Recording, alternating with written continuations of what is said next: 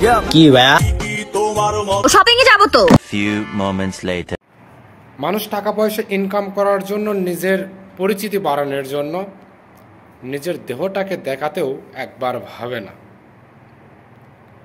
মানুষ নিজের পরিচিতি, নিজে ভাইরাল হওয়ার জন্য নিজের স্ত্রীকে সামাজিক সম্পত্তি বানাতেও একটা মিনিট চিন্তা করে না। কারণ আজকে একটু 2-4 জন ভাইরাল ক্যাপল ভিডিও যারা করে তাদের নিয়ে একটু কথা না বললেই নয়, যাদের কারণে আজকের সমাজটার এত অধঃপতন হচ্ছে। আপনারা অবশ্যই দেখে থাকবেন, বর্তমান সোশ্যাল মিডিয়াতে অনেকে ইউটিউবার আছে, টিকটকার আছে, অনেক ভাইরাল ব্লগার আছে, যারা নিজেদের স্ত্রীকেও রাস্তায় নামাচ্ছে, নিজের স্ত্রীকে মানুষের কাছে শো অফ করতেছে, নিজের স্ত্রীর ফিগার মানুষের কাছে উপস্থাপন করার পরেও ভাইরাল হওয়ার জন্য সর্বোচ্চ চেষ্টা করছে।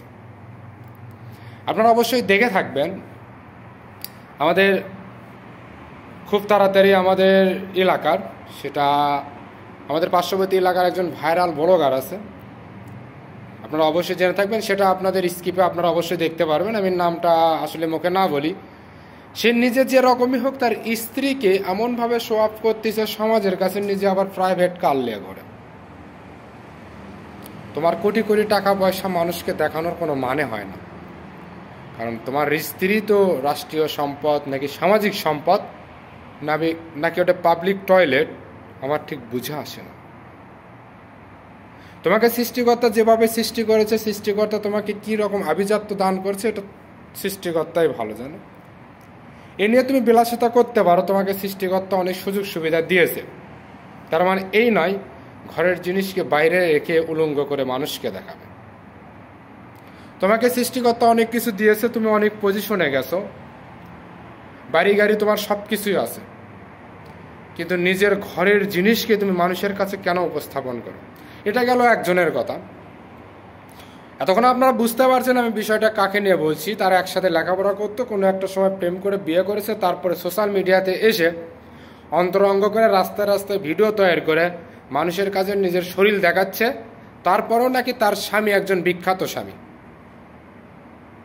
পরে একজনের কাছে আসি, সেটাও অবশ্য আমাদের বাংলাদেশেরই পাশাপাশি ডিস্ট্রিক্টেরই মেয়ে। সে নিজে ভাইরাল হওয়ার কারণে স্বামীকে ডিভোর্স দিল, অথচ নিজের শরীর যে সমাজের কাছে, রাষ্ট্রের কাছে, সামাজিক যোগাযোগ মাধ্যমে মানুষের কাছে উপস্থাপন করছে উলঙ্গভাবে, তবু সে ভাইরাল হবে, স্বামীর সংসার করবে না। এরকম হাজারো মানুষ আছে এই সমাজে যারা ক্যাপল ভিডিও করছে অথবা নিজে ভাইরাল হওয়ার কারণে একটা নারীর পুরো সমাজের কাছে তার দেহটাকে দেখাচ্ছে।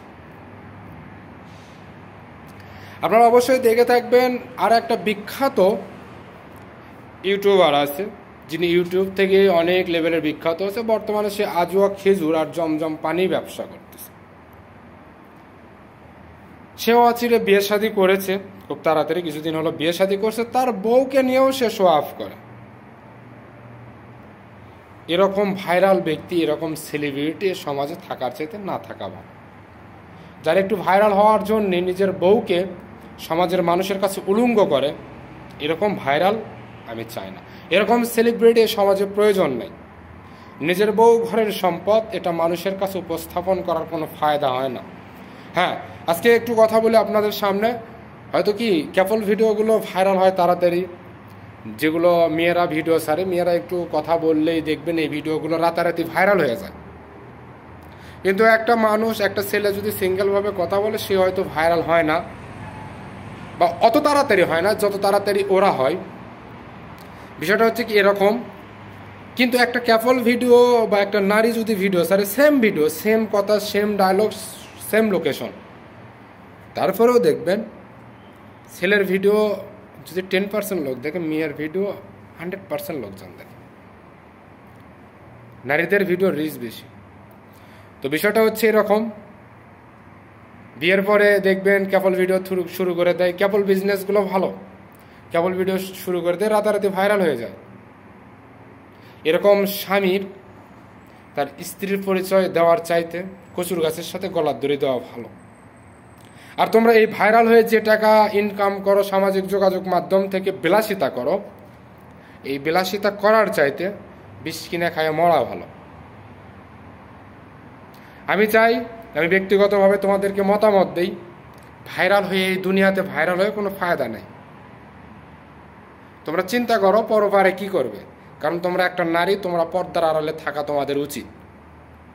আর তোমরা পর্দার আড়ালে না থেকে তোমরা 2-4টা টাকা ইনকাম করার জন্য, নিজে বিখ্যাত হওয়ার জন্য, ভাইরাল হওয়ার জন্য শরীরটাকে সামাজিক যোগাযোগ মাধ্যমে মানুষের কাছে অন্তরঙ্গভাবে উপস্থাপন করতেছো। তোমরা কি করো না করো, তোমাদের কাঠামো কীরকম, এটা সোশ্যাল মিডিয়ার মাধ্যমে পুরো দুনিয়ার মানুষ দেখতেছে।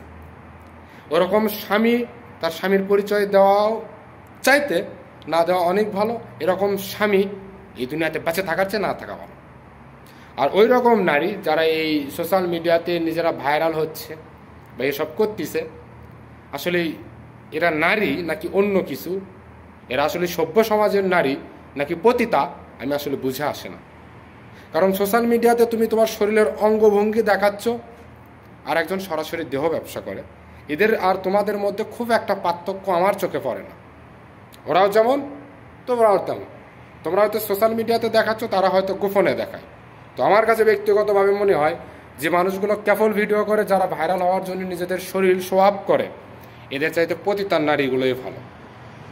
কারণ এরা অন্ধকার জগতের মানুষ, এরা গোপনে কাজ করে, আর তোমরা ওপেনে করো। ওই যে একটা কথা আছে না, নারীরা শরীর দেখালে হয় তারা সেলিব্রিটি, আর গরিবের শরীর দেখালে হয় ব্যবসা। তো তোমরা হয়ে গেছো সেলিব্রিটি, বড় লোকের মেয়েরা তোমরা শরীর দেখাচ্ছ, তোমরা হয়ে গেছো সেলিব্রিটি, আর গরিবের মেয়েরা শরীর দেখালে হয় পতিতা। তো যাই হোক, বিষয় সেটা না। সৃষ্টিকর্তা অবশ্যই তোমাদের শুভ বুদ্ধির উদয় ঘটাবে, এই আশাবাদ ব্যক্ত করে আজকের মতো আমি বিদায় নিচ্ছি। ফিরোজ আহমেদ সোহাগ, রিয়াদ, সৌদি আরব। আপনারা সবাই ভালো থাকেন, সুস্থ থাকেন।